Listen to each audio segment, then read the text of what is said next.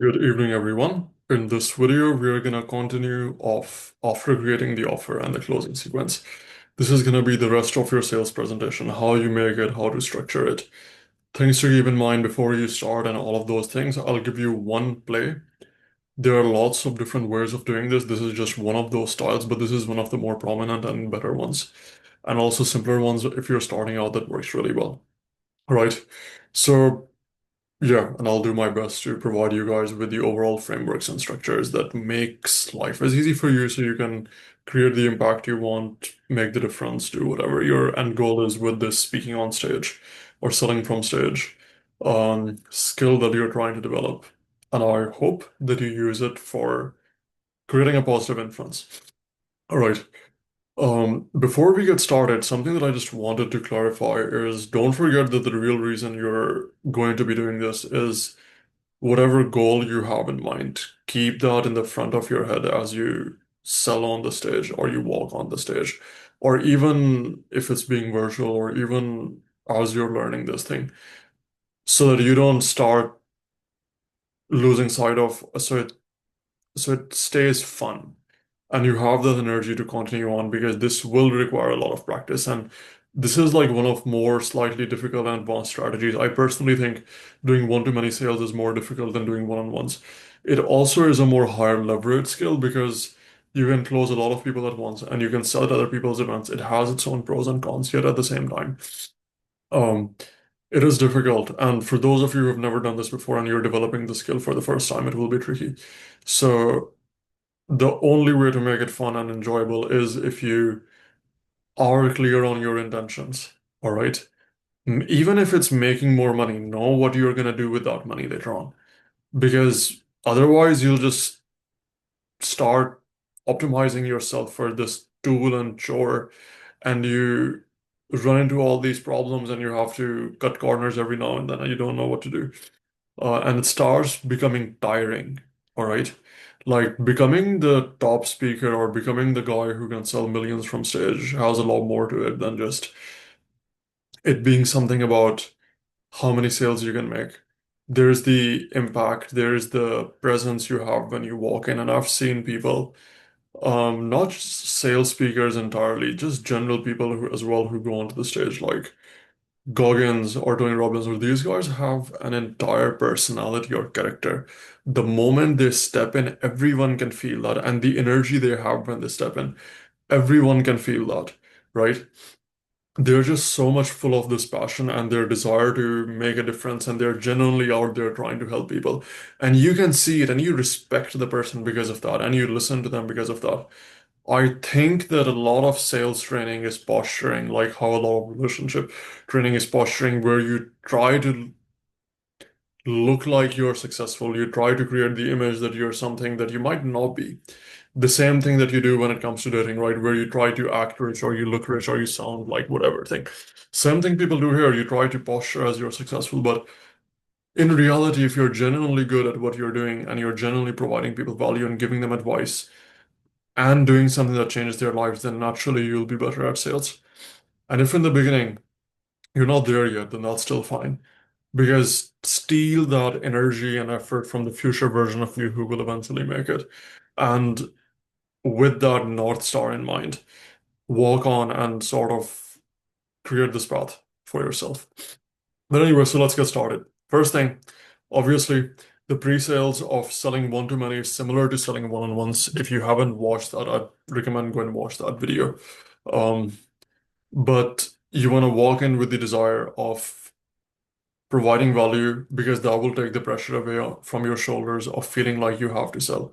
And this might seem surprising, but the less stressed out you are on selling, the better you will sell.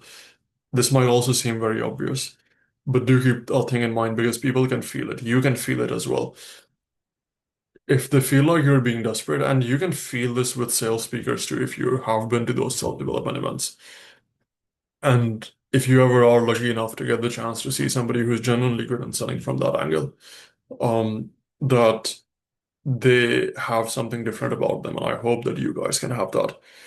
Selling from stage, like if you follow the script or just trying to persuade or manipulate people into buying something isn't difficult. Trying to do that for something that is cool and something that is worthwhile for both their time and your own. Like, even if they don't get it right now, you force them into doing something that's better for them. I might look up to that. Not to the other side of things where you're just like bloody frustrated all the time because you're selling people promises because you're trying to make money and you're trying to seek validation from the audience that you don't have because of whatever bragging you're doing, because a lot of this stuff does feel like that at times. But yeah, don't forget that all of these all of these strategies and skills have something authentic behind them.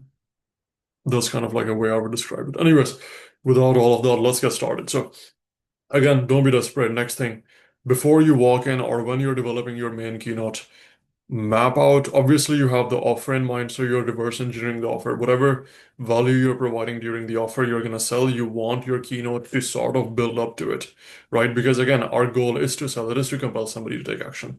So you want to walk in with that desire. Now, even though you're doing it, you still the script or the things that I'm about to walk you through, or all of these other pieces of information or persuasion tactics you might sound, might be appealing, but don't forget that you've spent your entire life sharing stories or giving advice to people, or there are strengths that you have. There are some things that only you can do, like lessons that you can talk about better than anyone else, examples that you can give, things that come naturally to you that we are trying to mimic here from a structure. But there are things that you genuinely, organically do that even you might not understand yet, which are very compelling.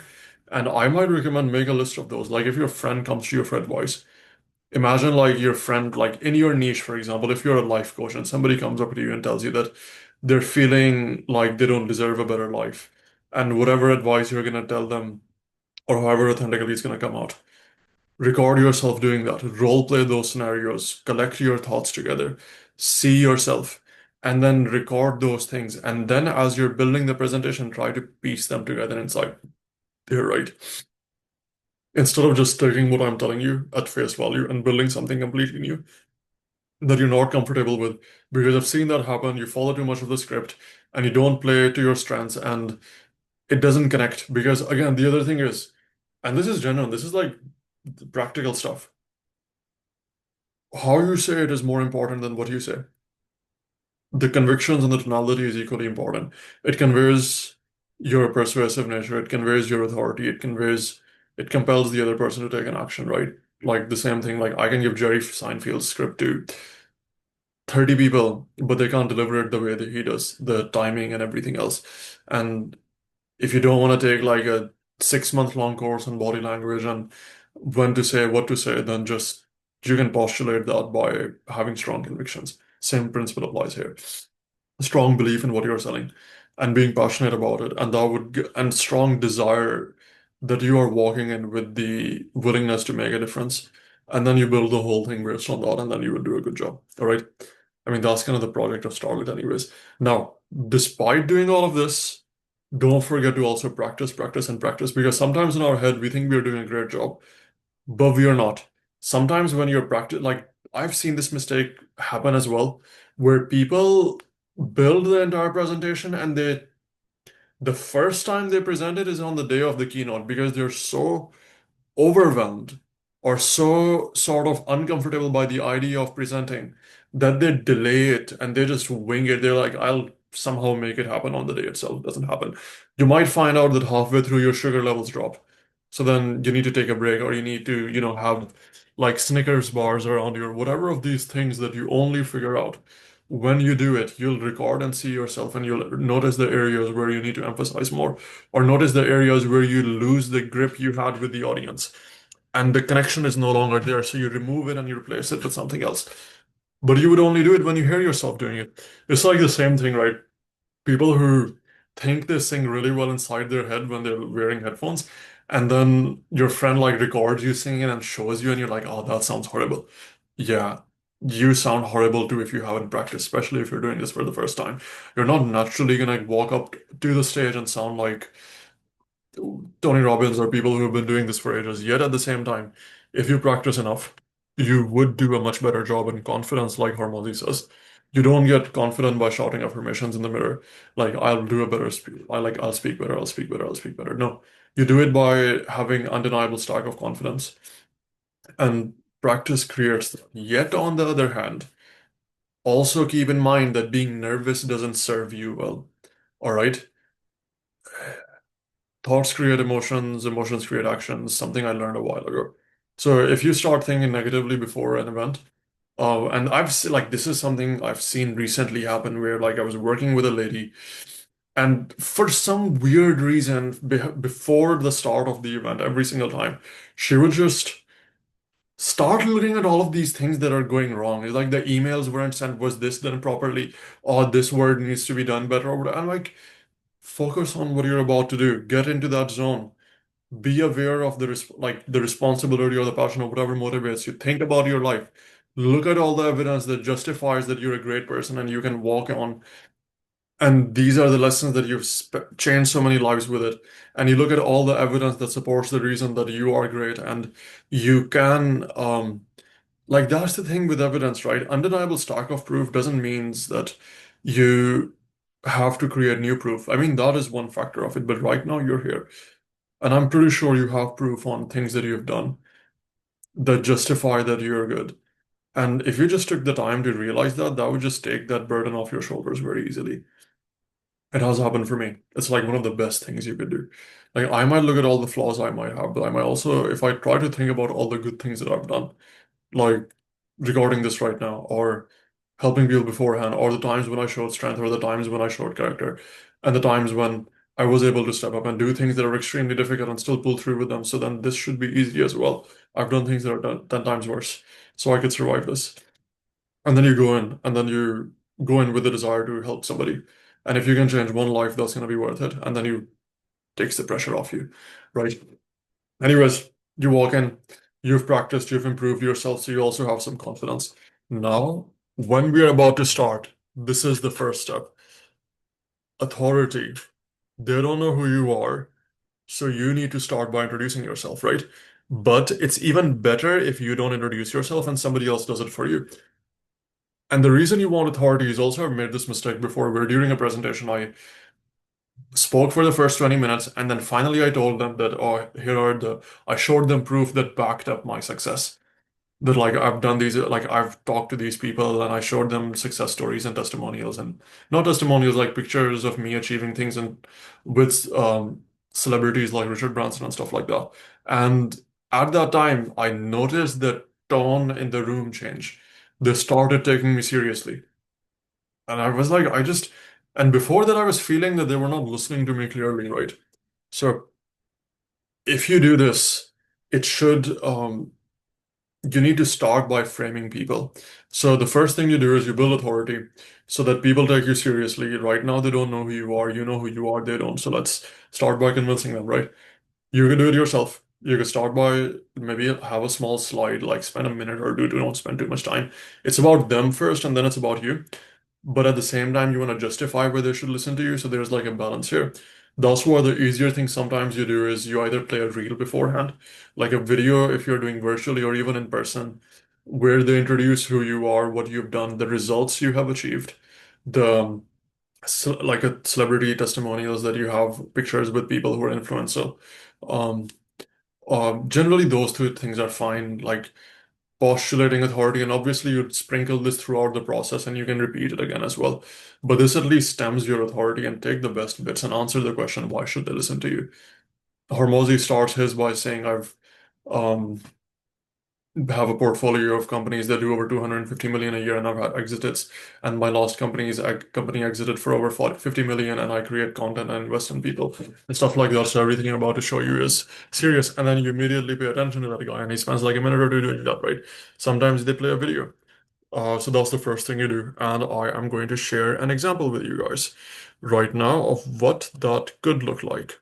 So let's bring the Zoom screen up and let's share the screen. And hopefully I don't have to mute this thing later. The video doesn't get restricted because I'm sharing this, but anyways.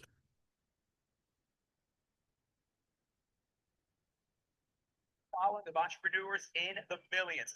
sold hundreds of thousands of his books, popularized the concept sales funnels. He's co-founded the software company ClickFunnels that has gone to over 100 million and 55,000 customers in just 3 years. He is the king of funnels, the internet's favorite entrepreneur, affiliate marketing genius, container of expert secrets. He is an American storyteller. Ladies and gentlemen, bring to the stage with a thunderous 10x applause, Mr.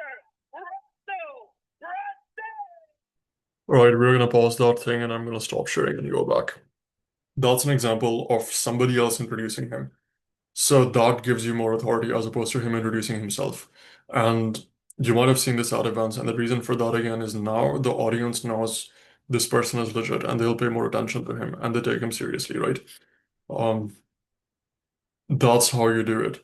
So let's suppose like you've introduced yourself and people are paying attention to you and all of those things. Now you go in, what is the first thing you do after you have um been introduced and you walk onto the stage? You generally want to hook people. Different ways of doing that. Generally, one of the like the easier ways to do, or just like for the sake of this, you can get fancy later. But you can start by telling people what to expect and what they're gonna get from this presentation. So you set the frame.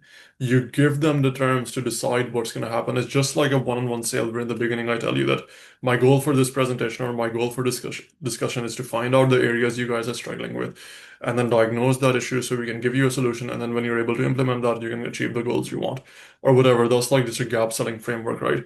There are different ways of doing this, but generally you start by telling people what's the purpose. You set the objective. And let's look at the same thing again. And also that video of Russell Brunson um speaking on stage, like this is it's kind of like I don't always take this presentations as strongly, but it is a good one. And yet at the same time, he's also so he starts, what does he do? Somewhere here. This is in the coolest thing in the world. Now, I'm going to talk about some really fun in your market. Yeah, so that's what he says. So he says, my goal for today is to teach you guys how to instantly outspend your competitors and ethically steal all potential customers in your market. Who's excited for that? And everybody's like, yay. And he like, that's like the other thing you do, which is you try to get them to commit and try to get them to say yes. Brunson does that more. You guys can do that because the more they agree with you, the more they will agree with the things you mentioned later. I'm getting into this weird territory, but I know you might feel that throughout this lesson. But again, for those of you that are starting out, if you do it the right way, there's nothing wrong with sounding cringy. Um, and you need to get comfortable with selling. If you do it ethically, it's a good thing, right? So you start by setting the objective where you tell them what to do, and then what do you do after that? Now you try to break it down. So the way we are going to do that is we're going to do that in like I'm going to divide this presentation into three sections, or there are going to be three key takeaways that I'm going to use to show you how to do that. And generally, you have those 3 to 5 steps that you clarify in the beginning. You set the expectations, otherwise, so people know what's going to happen. Um, and you talk about those three, like 3 to 5 is generally the sweet spot if you do more than five. You're trying to cram too much into this 1.5 hour session that you might have access to. And that's the time frame that I'm gonna assume you do. You might do too, max, because people have short attention spans. If it's a cold audience, if you're speaking at someone else's events, even if it's yours, try to aim for 1.5 hour initial pitch. You go longer than that, like Hormozy talked about this, then once he did for 3 hours and then couldn't sell at the end because he provided people value but wasn't able to. Like, this is a sales presentation template that I'm giving you guys right now, right? So, keep that thing in mind that you want to keep in mind that people won't pay attention for that long. So here's another video that was from Alex Hormozy. Now he does the same thing where he breaks down the things that he's gonna do to show them how to build an audience. So section one is, why did I do this to begin with? Two, what and how much? Like, what do we do to actually create that? And then third is observation. So quick back. So yeah, he does that, then he goes into the backstory. Same thing you guys can do.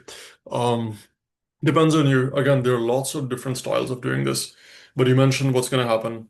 You break it down into 3 steps. Now you continue, right? Should be pretty easy, but like these three steps will set the frame for everything else. So make sure they're clear and concise.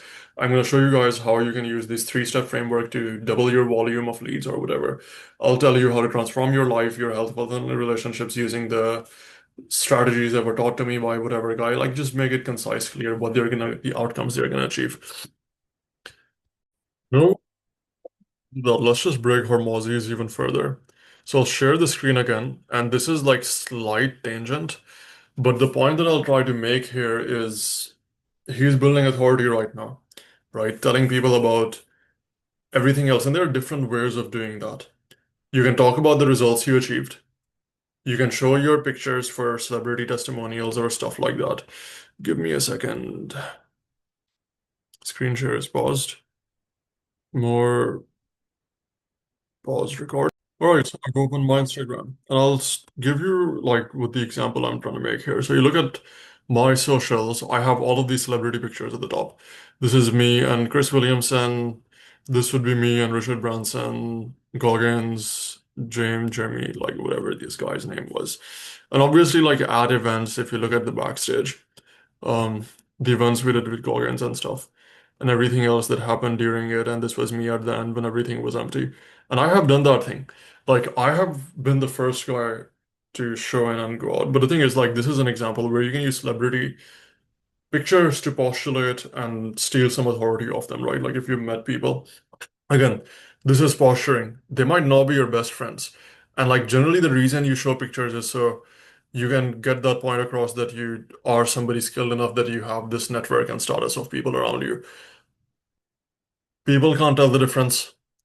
And that's why like this is like again one of those things that again if you're starting out, people say like people do this where they go to events just to take pictures with the celebrities instead of paying attention so they can use that branding to convert more later. It works. Again, if you're starting out, feel free to use it. Now, let's say you've done this. The other thing is you can talk about the results you've achieved. So let's go back to Hormozi. And then he talks about the backstory, where this is what he was in the beginning. And then in 5 years, he got all of these outcomes. And then in 18 months, he did all of these turnarounds. And then now he did gym launch with was at 2.5 million a month and all of those things. So he talks about all the results he achieved, right? So like those are two things that you can generally use when it comes to building authority, where you can show results, outcomes. Or and you can show your pictures and you visually show people what you're doing. Don't just talk about it. And what that also ensures is that people can then later on when you're using testimonials and stuff, they get an impact of that. All right. Now, you've done this. Now let's start getting into the actual meat, which is like the three things that you mentioned. And you're gonna start telling people and educating people on it, right? Now, when you're explaining your main three steps or five steps or whatever you have, there's like a set structure that you follow, but generally you talk about the main copy or the main concept and you provide that value in terms of education or empowerment or whatever. You could do Jason Fladlin's context, vision, strategy structure. You could do Brunson's hook story offer structure. You could do gap selling. Like literally, you could just continue the same process that I mentioned earlier. But I'll try to break down some of those, and then for every single piece of value that you provide, you justify that with proof, and you ideally try to future pace it a bit as well, and then you move on to the next one. So let's try to. It's similar to what we did for offers, but this is like just you go more in depth because you spend like 5 to 10 minutes on your education piece or whatever. This is like you'd be surprised, but normally people do the same thing. I'm just adding a label to it and trying to strategize it piece by piece. So let's look at the first one, which is Jason Fladlin's context, context vision strategy, right? So he starts by providing the context, and that has two elements. First is what are the key, like why is this thing important? And what are the key elements for it? So let's say I'm talking about the three steps to get to whatever, to build the best relationship or get to the good life. Like Ty Lopez calls about it, right? Like here's good life, like health, wealth, love, relationship. So the first thing I see is you need to understand the four pillars of eudaimonia.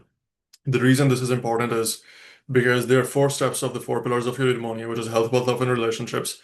And if any one of these is missing, like if you have health but you don't have um Like if you don't have wealth, you won't be able to achieve health, you won't be able to have good relationships, and you'll always be for poverty. If you have health, if you don't have health, but you have wealth and relationships, you will die before. You'll be so you won't be able to get out of bed, so you can't have the other pillars. If you don't have happiness and you have the other three, you have health, wealth, and relationships, then you'll be miserable all the time. So you need to have all these four, right? So I've created the stakes and I've added the context on why this element is important to you. That's just one way of me describing the point and the step, right? And then now I can tell them, paint the vision. That's the second thing, which I can do by sharing a story. So I've given them the context. I've told them what are the stakes, why is it important to them, as well as what are the main inclusions for it, right?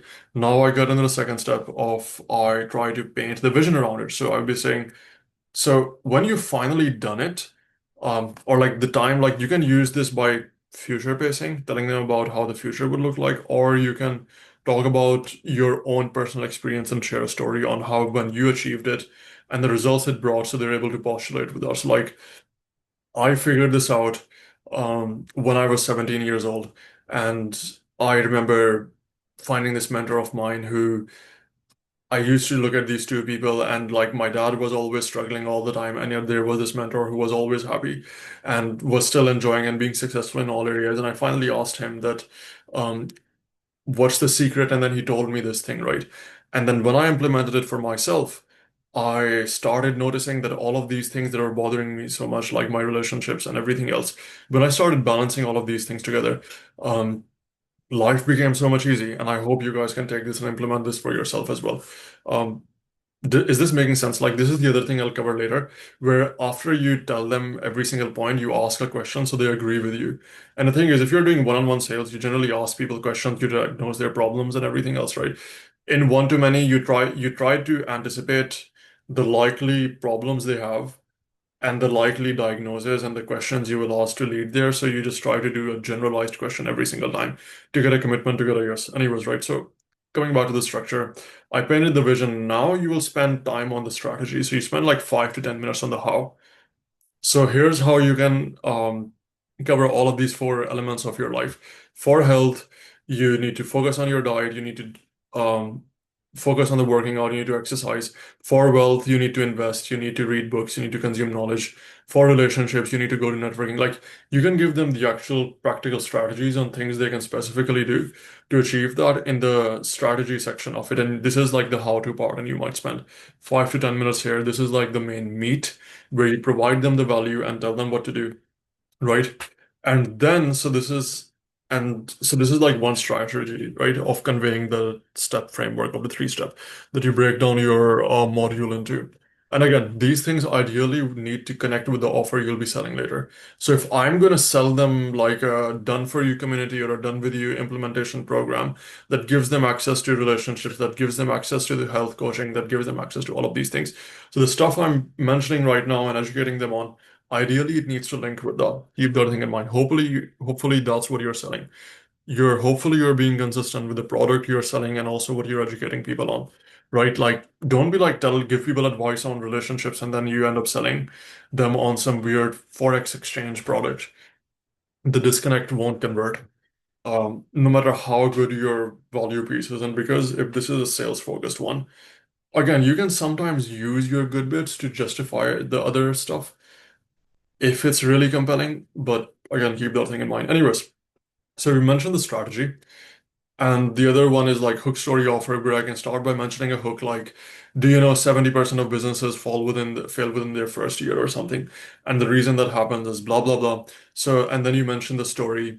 It's like, so I remember you know, when I was starting out, and this could be the epiphany story. I might have discussed this previously in the video that you get the backstory in which you try to be relatable, where I was just like you guys. I was a young guy who was trying to, have the good life, and I was, running into all of these missions. I had these desires, so this is the second thing. You cover the desire in the epiphany story, where you have this desire to achieve this outcome, but there was this obstacle. No matter what I tried, I couldn't figure it out. I didn't have friends who told me what to do. There was no guidance. There was nothing else. And then you have this epiphany. You realize this amazing thing. Until I came across this mentor of mine who finally told me that these are the four pieces of elements that I need to do, right? And I was like, this is the key. This could fix all the problems that I had. And then you get into the fifth part of the epiphany story, which is you start like applying it. Um, or there's conflict. There's like applying implementation that leads to conflict is kind of the fifth part, I think. So then I started doing it, but then I ran into this wall. All of my friends that were part of my existing circle wouldn't agree with my ambitious style. And I couldn't find a new business when I tried to start it, and investment was difficult. So I ran into all of these problems. And then finally I was able to overcome it, develop the discipline, learn all the lessons. And now I finally was able to perfect the system, and this is what I'm going to provide to you guys, right? Um, so here's how you do it. So you do hook, epiphany, offer. Epiphany gets them into the same state of mind that you were when you learned the lesson yourself, right? That's the whole point of the epiphany story. You could share some other story as well, but that's like the general hook story offer structure. Offer, just replace that with the outcome and value. And then you provide them value and implementation steps. And then, so this is hook story offer, problem solution offer. You could do the same gap framework, which is problem solution. Likely, some of you are probably struggling with these issues, right? And this is how it's impacting your life. And this is everything you've tried that probably hasn't worked. And this is what you want.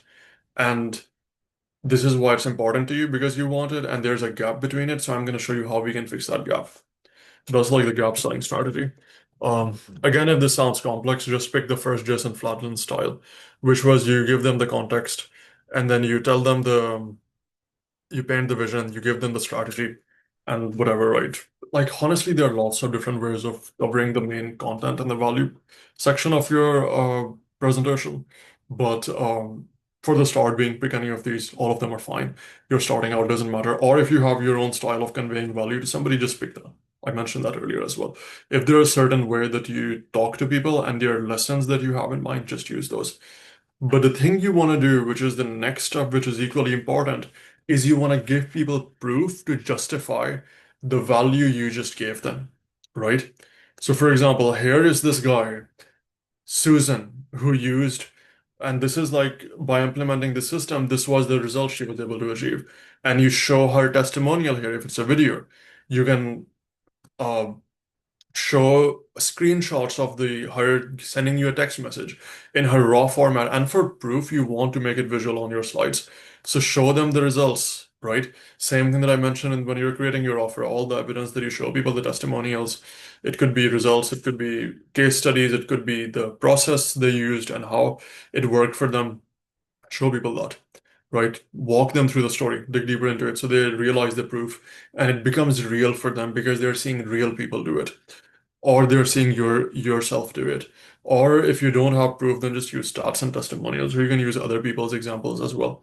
Again, works, but that justifies the validity of the thing that you just taught them. So in the mind of the person who you're educating, they understand that this is real, right? And then, and also this is something you do throughout the process, is what's called getting yeses or micro commitments. And the thing with commitments is that if you don't get people to engage, they will stop listening possibly. And then they'll go numb to the things that you're saying, which happens. Because surprisingly, human beings have the attention of a goldfish. We are competing with a goldfish for the attention span. And there are hundreds of distractions if they have their mobile phones on. If they're virtual, it's even worse.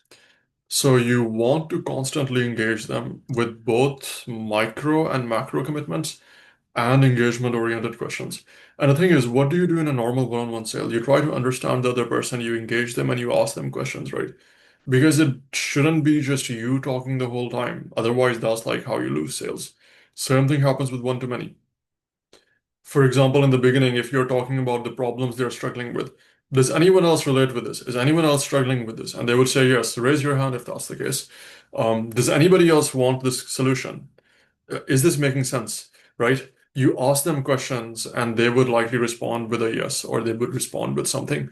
Other thing you could even do is you could walk into the audience and this is done. So this is an example of like a larger engagement style, which is you might walk in and you might ask a question and you might just give it to a person on stage and just tell them that um, if you're talking about a story, or if you're talking about a problem that they resonated with, which one of you here has previously experienced something like this? All right, quickly tell me what it was, how it felt like, or whatever. Like you could just sort of do that as well. Or you could get them to implement the things that you're mentioning. So, for example, previously I mentioned health, wealth, love, relationships, right? So, all of you right now, I want you to make a list of things on your piece of paper or whatever you have on what is the one thing in all of these four areas that you're going to do within the next 60 days that will impact your life, right? When you're done, raise your hand, and then you just walk around the room and ask them about that. So, what are your answers? What are your answers? And that gets them to be involved. That gets them to pay attention, so they are not just dozing off. And I've seen this happen with people who read from a paper, where yeah, it's like this is why you shouldn't script things. Script in the sense like read off somewhere because it loses people off. Normally with these questions, slides are such a lifesaver that you can just embed them there, and then the next slide is like, so this is the fun exercise, and now you know this is your cue to get them to do that. So that's an example of like a macro level engagement. Micro levels are you just asking them questions throughout. Russell Brunson does this a lot where he literally says, right. That's cool, right? It makes sense, right? Are you guys getting this? Are you guys understanding this? Like he would ask these yes-oriented questions throughout. Um, and there was this old psychology that the more you get somebody to say yes, the more likely they will say yes when you sell something. I think that's been overused right now. So the new Chris Voss style was getting them to say no, right? So you may be like, do you want to spend the next entire year not achieving your goals? No. Do you want to be this? Do you want to experience these horrible things? And they say no, no, and no. And then you just get them to finally say yes. But whatever, like you get them to engage. If it's virtual, you get them to comment and you get them to answer in the comment section. Those of you who have struggled with this or type yes in the comment section if that's the case. Type yes if you've learned something new. Type yes if you've already gotten a lot of value from this. And then you just tell them, well, we're just getting started. So make sure you pay attention to what I'm about to show you next and you sell the next thing every single time, right? But it keeps the audience engaged. Um, and it keeps them on their toes. So you're building this anticipation and hype towards the main reveal you do towards the end, and then you lead to the sale after that. Um, that's one thing. Other forms of commitments to induce action is also, again, I'm going to repeat this thing again that I did earlier, but you wanna ask questions so people agree with you that a problem and solution that are like future and current state oriented because that's the gap and that's fundamental of sales. So like that's generally the first thing you do with all of these segments, right? You try to describe a problem or you convey a problem, and then instead of you just assuming that's what the audience is struggling with, or even if they know they're struggling with it, you want them to be aware of it and you want them to say yes or agree to the fact that this is like cash flow, like this is like, do you like have you felt your life be imbalanced? Have you felt yourself be burned out? Like whatever the thing is, you ask them. And that's likely that relates to what you're selling. Um, because again, this is a sales pitch. You could do the same thing for a normal one with the goal to get them to take an action.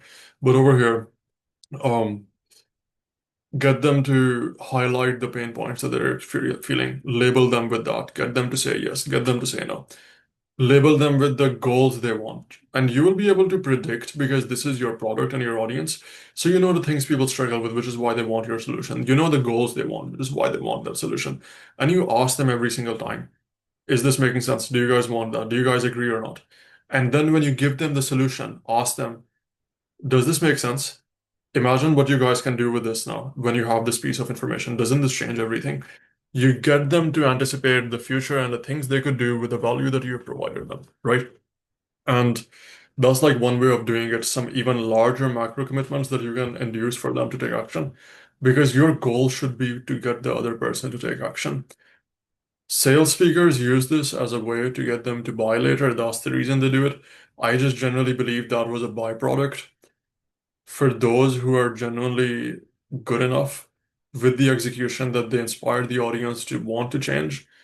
That's the reason they were doing it. And then at the end, they're also able to sell the product with the same hype. So it's like, don't put the cart before the horse, right? Example of this is, I want you all to commit. And I don't want this to be like 10 years later, if I see you and you guys are still where you are, I will be extremely mad because it wasted both of our time. So right now, because I've provided you guys all this value and spent all this time learning it, and I'm just giving you all to free, I want you guys to promise me that you will go home and you will implement this, or you will take action to ensure that you end those problems of yourself once and for all, and you decide for it, right? That's an example of a macro commitment where you get them to commit to taking action.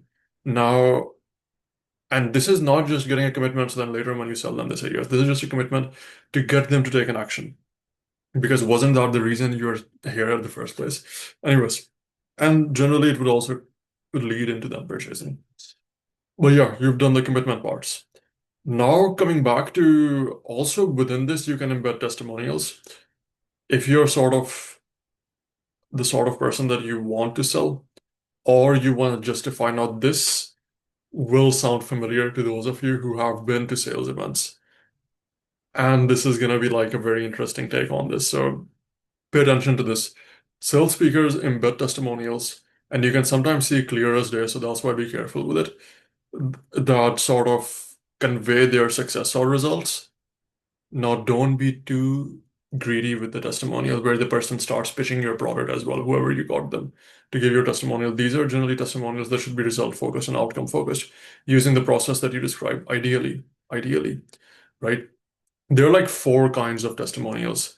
There is that character testimonial. If you guys don't have like testimonials of the product or offer you build, it's new, then you could be like people that are recommending you and solutions that you provide. So they're talking about your character, not the program that you have. There are obviously results-based testimonials. This person followed the program, this is the outcome they got. Or they followed me, this is the outcome they got. There are obviously like case studies, which I mentioned earlier, which is where you can show the process of this is how it worked, this was the process, this was the outcome. And case studies work well in places where you can't get somebody else to give you a testimonial because of whatever guidelines of your local. Also, where you can frame this is that they have initial result testimonials where they said this was the first result they got the first time they tried it. First time the person implemented this framework, they got this great result, right? There's also the inspirational transformational story testimony, which is like this complete transformation that happened where this is how he was struggling, this is what he was able to achieve. And you share a client story, and the person is like these are different sorts of testimonials and proof that you could use, that you could embed in every single section. Again, be careful with this because sometimes it can cause sales resistance. So you would have to justify and be careful with the wording. Where if the testimonial feels salesy, your audience like these days, again, depends if your audience is like if they're business owners, they might have already been to sales events before and tried to be sold stuff, so they could recognize this. If they're new people, you can just use the transformation stories. Use this as it is if you're in the health space or the wellness space or something like that. Art therapy, those unique levers where people don't get sold at events as much. But like on the other hand, try to justify this. And this is the other thing. So the way you can mention the proof and lead into it is that the reason I know this works is because I did this for Sam, and here's what Sam has to say. And he went from not being able to make any to being overweight to now achieving this result in 6 months, or from not having a relationship to this in the first 30 days, right? And he was struggling with all of these things. So here's how it works. And I'm sharing this with you so you know that it works. And here's another person as well, Melissa, who was able to do this and she got this result. And this way you embedded your testimonials to build your authority within your actual presentation. Sales speakers would do this. Feel free to do it. Um, but initially, especially if these are the first testimonials, be careful with ensuring they don't sound too salesy. If they're outcome oriented or they're problem solution oriented and they sound authentic, that works. Right. Another way of doing this is I'll try to give you an example of a cheesy way of doing it that could be effective, which could also put people off. People can tell when you're trying to act like you're a saint and you're not. Be careful, it will still work on gullible people. That's why the speaker industry exists. But these are sort of testimonials that might play some. If you're genuinely doing this, by all means go it. Don't let me stop you, right? I'm just talking about like you can tell when somebody's just trying to fabricate this. But this is an example of something like this is the reason why I do this, right? And then they show a transformational story. This person went from being broke to becoming a millionaire in 3 days, and here's his story. And for people like this, I'm providing you all of this value at no cost or whatever the reason is. Again, over here, you're not selling them anything. So up to you. You can use this stuff, but that's the other thing, right? So that's like the reason I do this is because of all of these inspirational stories that I have. Other way of presenting the testimonial is also talking about I wanted to figure out if this works or not. So I went around and tested it. I asked my friend, and he applied this, and within the first week he got this result. I was super surprised. And this was his business. This is what he did. The more descriptive you are with the testimonial, especially if you're the one talking about it, the easier it is. And then I went to Susan, who was like this grandma that was 67 years old, wherever, and I was like, if we're young kids, we can do it. What about this lady who has all of these issues? Will it work for her?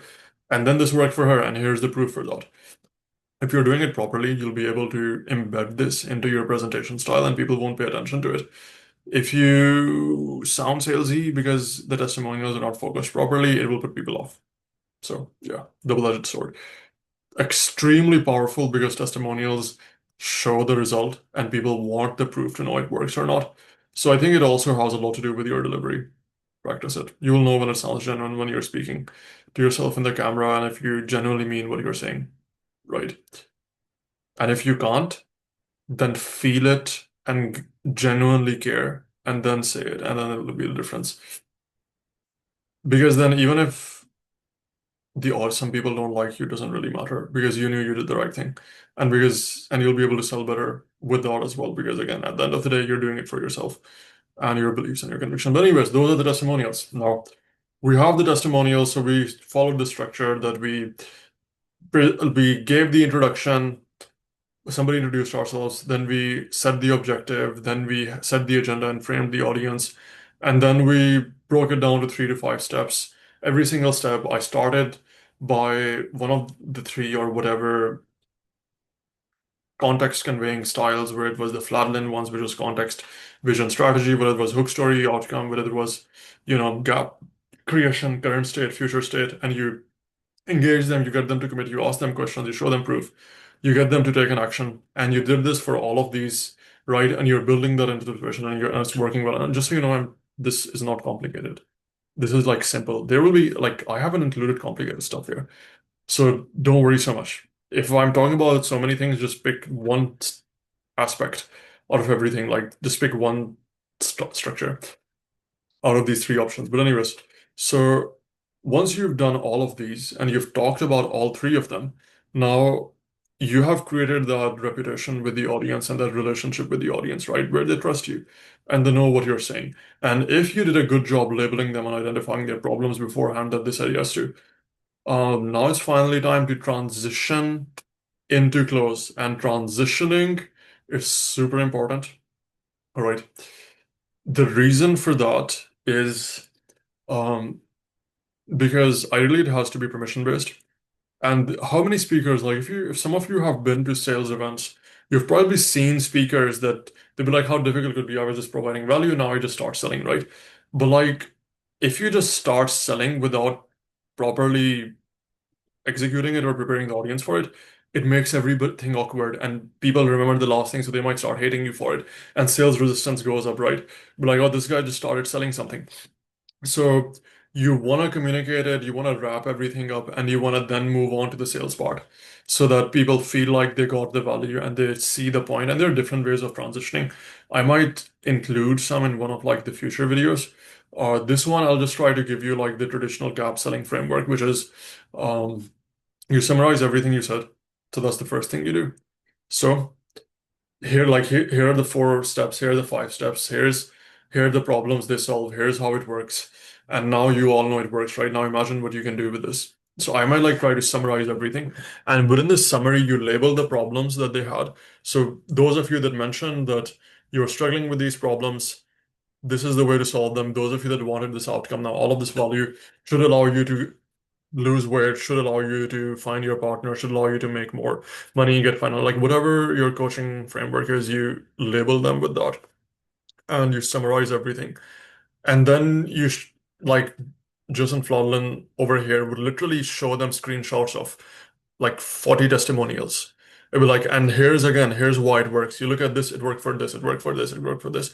And he would try to do this whole summary and testimonials, like 10, 15 slides and like, I think 60 seconds. Seriously.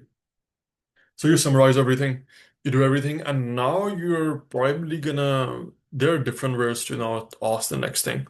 So Actually, let me give you two ways. Here's the first one, and this is like similar to what we do in gap selling as well, right? Or one-to-one sales.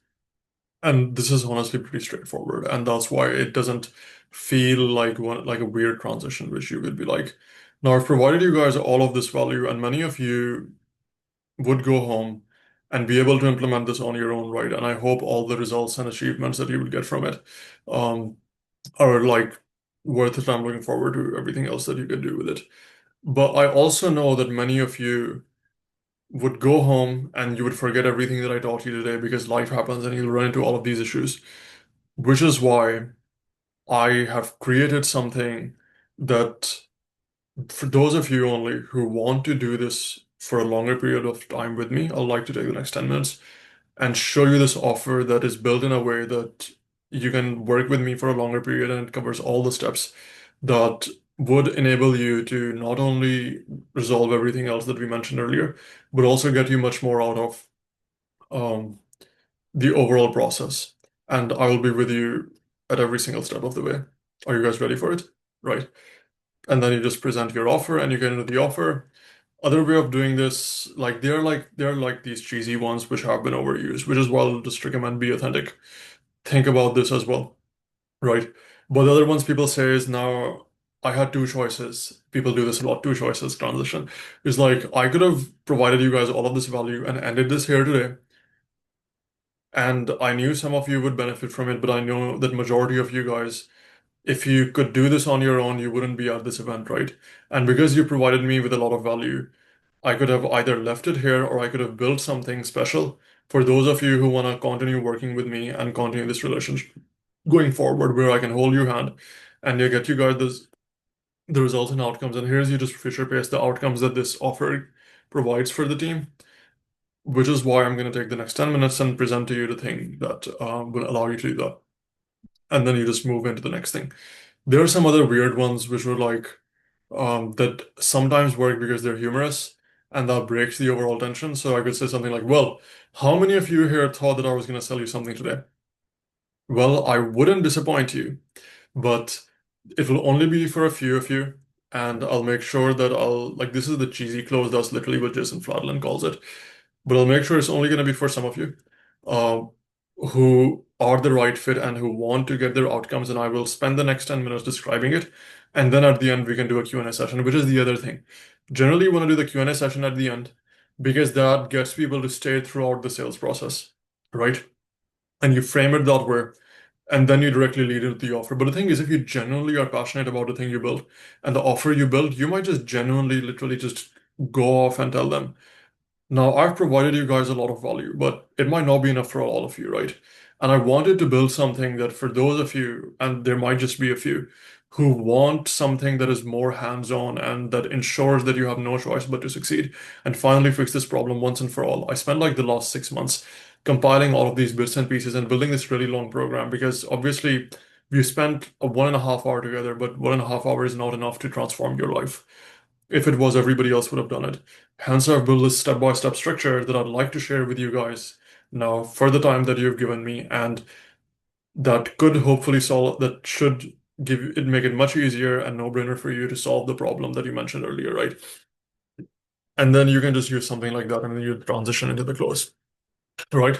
So with that, I am going to end this training. Hopefully, you guys have gotten a lot of value from it. I've tried to consolidate a play, at least one simple play that you can use for those of you who are starting out. You can just follow the structure and you've built your close, you've done your offer stacks and everything else, and now you have been able to do this. Create the main body of your keynote sales pitch. And now I'm gonna move on to the next video where I will try to share some more advanced strategies and everything else that you can add on if you, or things you can keep in mind if that's like worth it. And I'll see you guys in the next video.